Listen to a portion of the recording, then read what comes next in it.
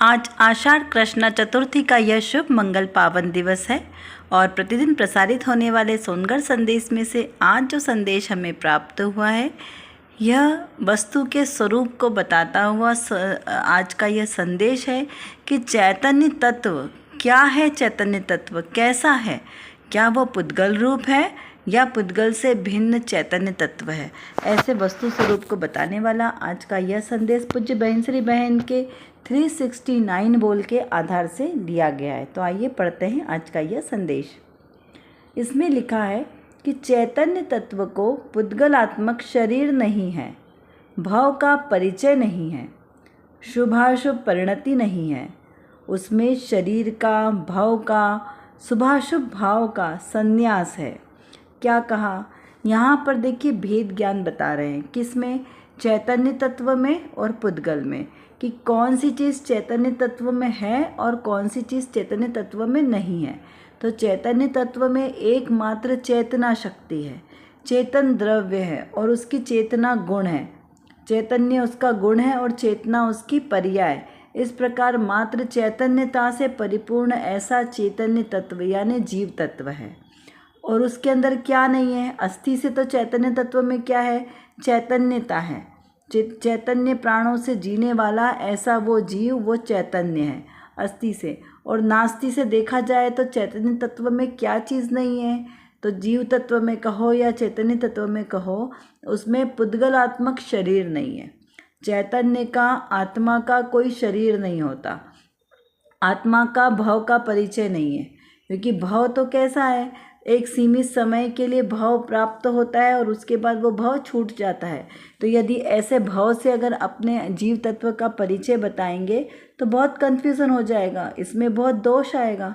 क्यों दोष आएगा? क्योंकि अभी मनुष्य भव मिला है, फिर देवगति का भव मिलेगा, फिर कोई और भव मिलेगा, तो यहाँ पर कैसे परिचय करेंगे? लेकिन जो आत्मा है, आत्मा को जीव तत्व से पहचाने तो जीव तत्व तो अनादि निधन है, उसका परमानेंट एड्रेस क्या है? जीव तत्व। तो जीव तत्व का ये उसका परमानेंट एड्रेस है, उसकी पहचान है, शुद्धात्मा उसकी पहचान है, जिससे वो सदाकाल पहचानने में आता है उसकी ज्ञान शक्ति से। क्योंकि ज्ञान नाम का गुण है, वही एकमात्र जीव तत्व का विलक्षण गुण है, तो उससे जीव की पहचान है। अन्य तो कोई उसके क्षणिक है, उसके अपने कोई परिचय नहीं है। यदि हम इस शरीर का परिचय अगर अपने आत्मा के लिए दें तो ये शरीर तो इस भाव के कारण मिला है, मनुष्य भाव मिला तो उसके कारण हमें मनुष्य वाला शरीर मिला, औदारिक शरीर मिला। जब मनुष्य गति की आयु पूर्ण हो जाएगी तो ये शरीर तो यहीं पड़ा रह जाएगा, तो इससे परिचय हमारा कोई कार्यकारी नहीं है। इसलिए कहा कि चैतन्य तत्व में पुद्गलादिक शरीर नहीं है, क्योंकि शरीर जड़ है, पुद्गल है, असूचि है और मलिनता का पिंड है। और मेरा आत्मा कैसा है? मेरा आत्मा तो शुद्ध है, ज्ञानादिक गुणों का धारी है और कैसा है? परिपूर्ण है, उसमें शरीरादिक नहीं है। तो इस प्रकार यहाँ पर मेरे चैतन्य तत्व में ना तो पुद्गल शरीर है और ना ही भव है, क्योंकि भव से परिचय नहीं, इसका सार्थक नहीं होगा। फिर कहा कि शुभाशुभ परिणति भी नहीं है। शुभ और अशुभ, शुभ और अशुभ जो रागादिक भाव है ये भी मेरी आत्मा में नहीं है। क्यों नहीं है? क्योंकि मेरा आत्मा में रागादिक विकारी भावों का प्रवेश ही नहीं है। मेरे आत्मा तो उसमें केवल आत्मिक गुण ही भरे हुए हैं, और जो आत्मा में जितने गुण हैं वो उसमें से ना तो एकाध गुण कोई बाहर निकलते हैं और ना ही कोई अन्य गुणों का प्रवेश होता है। तो उसमें तो किसी का आना या जाना दोनों ही नहीं होता है। तो फिर यहाँ पर आश्रवादिक भाव का मेरे आत्मा में प्रवेश कैसे होगा?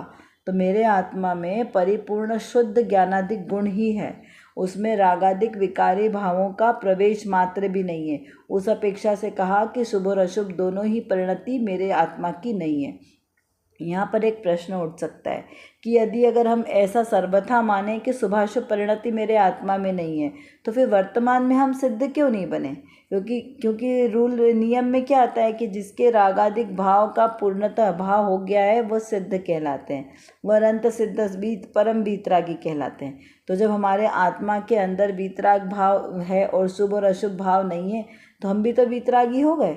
तो नहीं, यहाँ पर ये कहा कि ऐसा व्यवहार से कहने में आता है कि रागादिक भाव आत्मा के हैं, क्योंकि आत्मा के नहीं है तो अभी तो हमने विकार भाव किया है ना, इस मेरे ही आत्मा ने। मेरे ही आत्मा ने अपने स्वभाव के विपरीत कार्य किया, इसीलिए उसको रागादिक भावों का संयोग हुआ और इसी विकार रूप परिणति से उसका संसार में परिभ्रमण हुआ।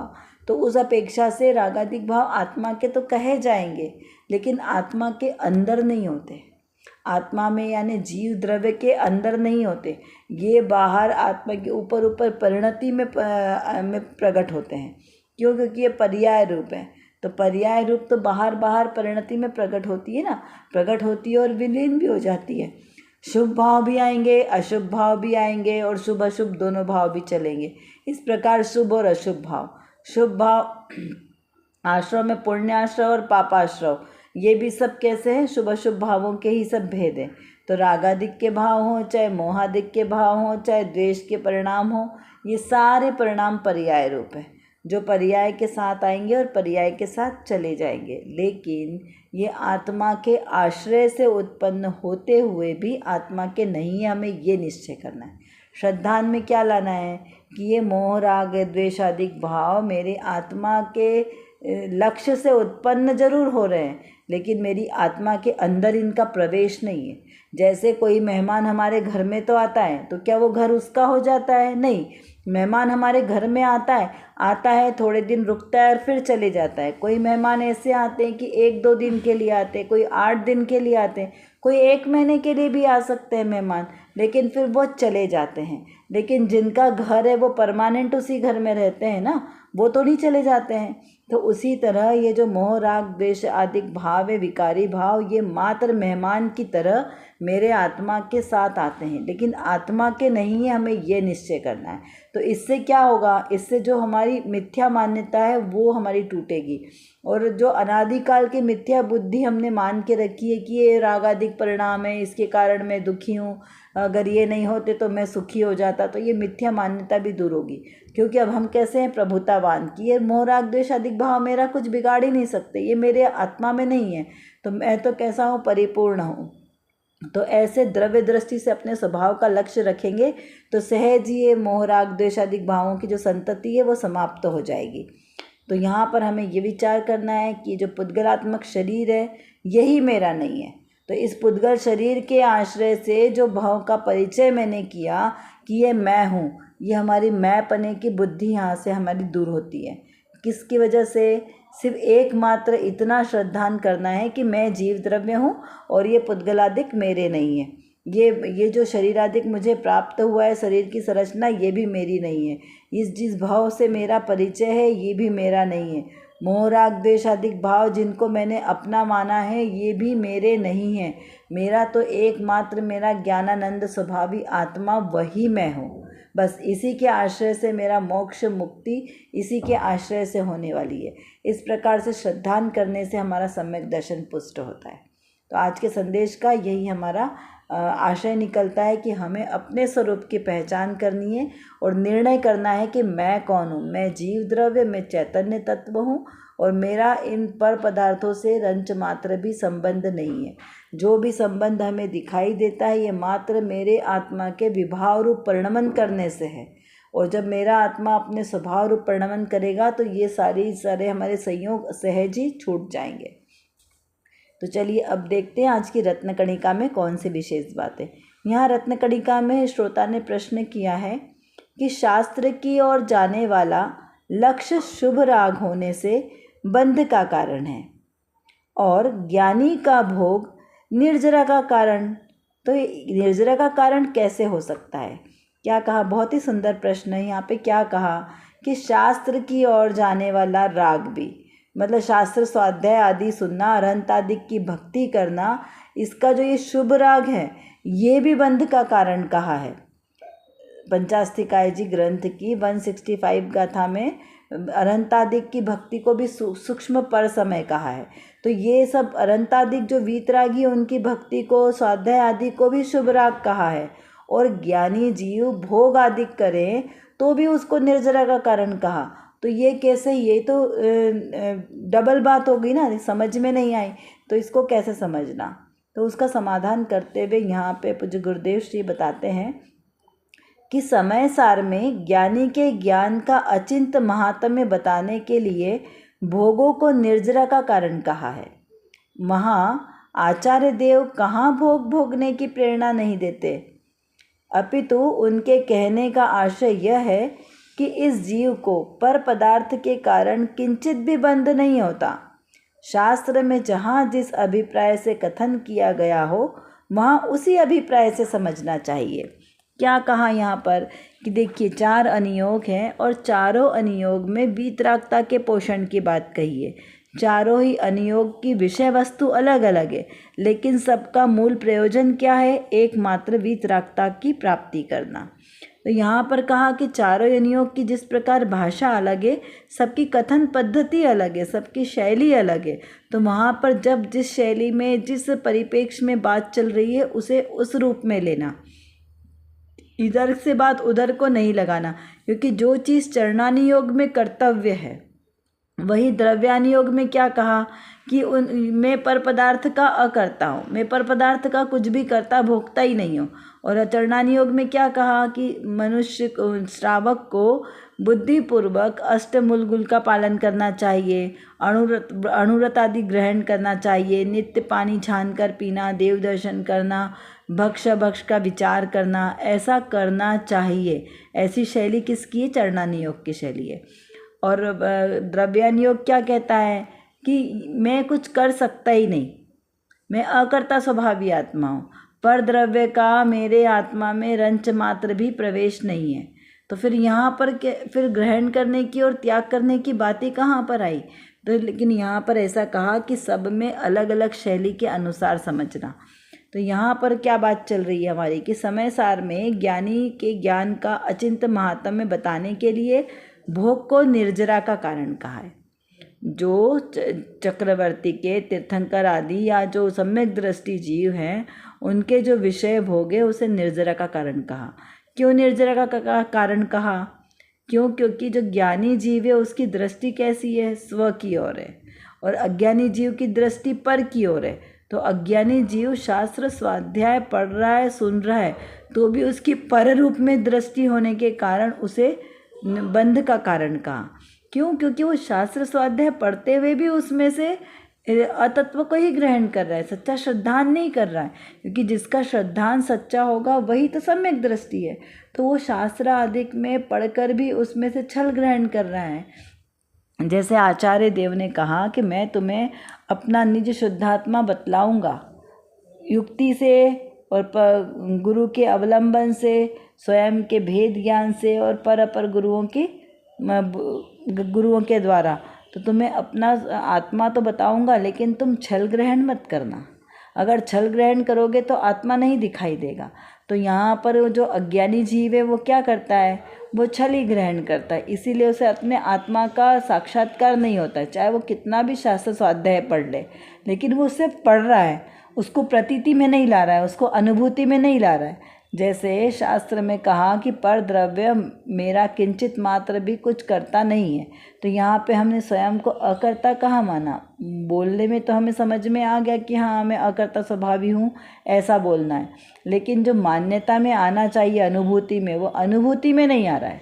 तो यहाँ पे बात अनुभूति की चल रही है कि आप बोलने में क्या बोल रहे हो उसका महत्व नहीं है, क्योंकि बोलना क्या है? पुद्गल की वर्गणा है, क्रियावती शक्ति से हो रहा है।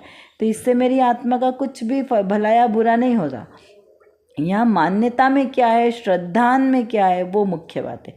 क्योंकि श्रद्धान सो सम्यक, तो कि जहाँ सच्चा श्रद्धान होगा तो उसके बाद जो भी क्रिया होगी वो सत्य हो जाएगी। तो यहाँ पर पहले में पहला क्या करना है कि श्रद्धान पक्का होना चाहिए कि पर द्रव्य मेरा कुछ भी हित या अहित नहीं कर सकता। तो यहाँ पे पहले जो ज्ञानी जीव है उसका क्या है? श्रद्धान पक्का है, उसका ये दृढ़ श्रद्धान है कि मैं पर द्रव्य का अकर्ता हूँ और उसे एकमात्र अपने ज्ञानानंद स्वभाव का ही भोगता हूँ, अपने ज्ञानानंद स्वभाव का ही भोगता हूँ। ऐसा पक्का निर्णय होता है किसको? ज्ञानी जीव को। और अज्ञानी जीव को ऐसा निर्णय नहीं होता, इसीलिए उसके शास्त्र स्वाध्याय आदि करें, वो पूजन भक्ति करें, कितना भी शुभ राग कर ले, वो सब उसका शुभ राग यानी पुण्य बंध के कारण में चला गया। तो पुण्य का बंध हो चाहे पाप का बंध, दोनों ही कैसे बंध है, और बंध संसार का कारण है, क्योंकि दोनों आश्रय और बंध है।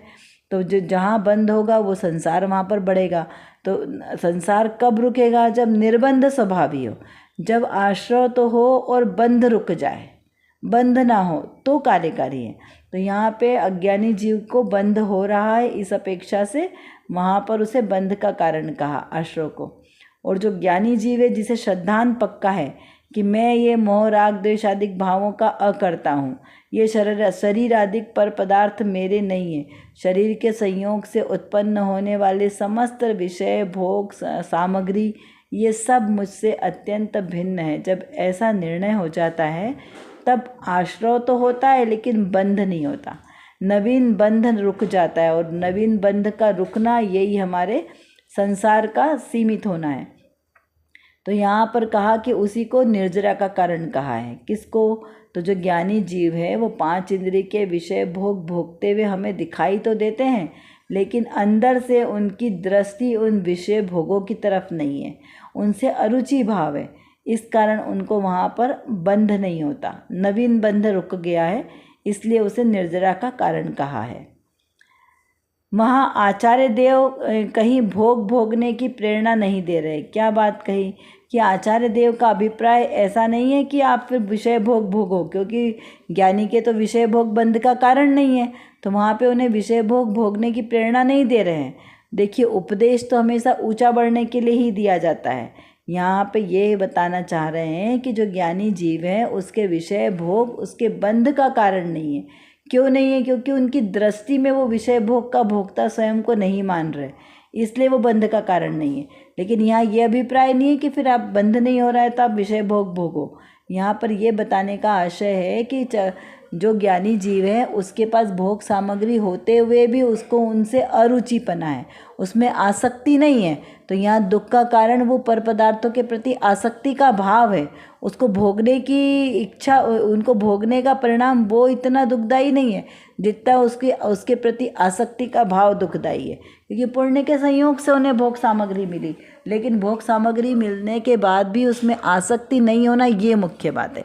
अब देखिए, कोई गरीब है या भिखारी है जिनके पास कुछ ज़्यादा सामग्री नहीं है, तो उनके पास सामग्री तो कुछ नहीं है, परिग्रह नहीं है, लेकिन उनकी मान्यता में क्या है कि मुझे इतना सब चाहिए, कब मेरे पास इतना बड़ा गाड़ी होगी, बंगला होगा, ऐसे उसको विषयों के प्रति आसक्ति है। तो उसके पास विषय भोग की सामग्री नहीं है, लेकिन फिर भी वो कैसा है?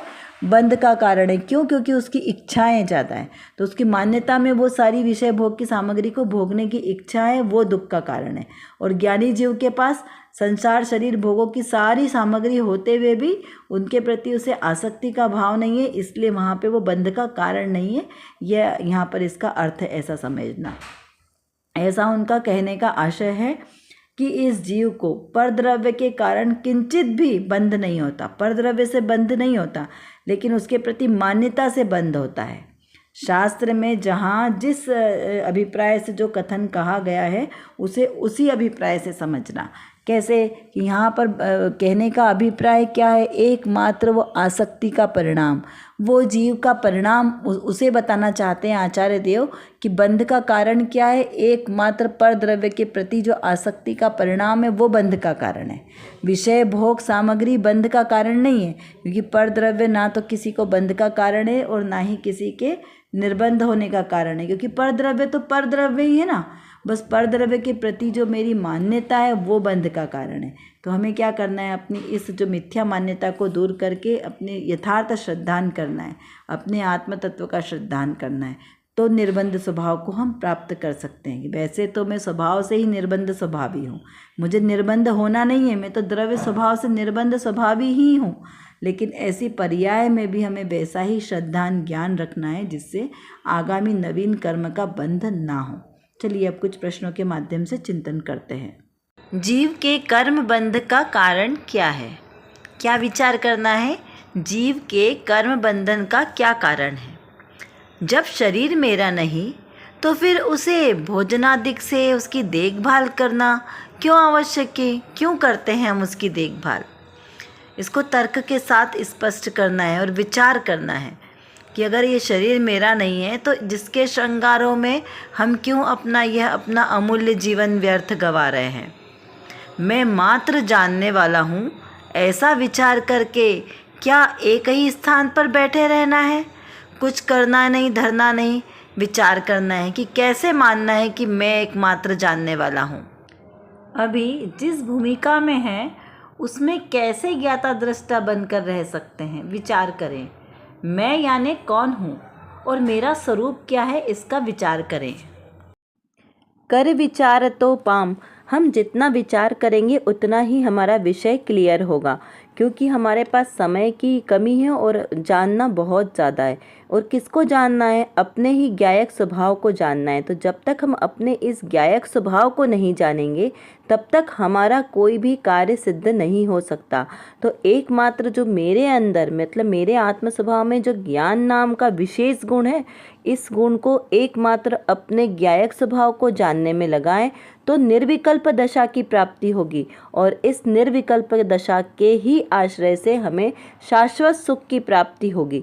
तो वो शाश्वत सुख हमें प्राप्त हो, इसीलिए पुरुषार्थ करना आवश्यक है। उसके लिए व्यवहार से तो सच्चे वीतरागी देवशास्त्र गुरु का आश्रय लेना योग्य है, और निश्चय नय से मेरी निज शुद्धात्मा का आश्रय लेना ही सर्वश्रेष्ठ उपाय है। अभी के लिए बस इतना ही। विशेष चर्चा हम आगे की कक्षाओं में करेंगे। तब तक हम अपने आत्मस्वरूप को जानें, पहचानें और उसी में लीन रहें। इसी विशेष मंगल भावना के साथ आप सभी को सादर जय जिनेंद्र।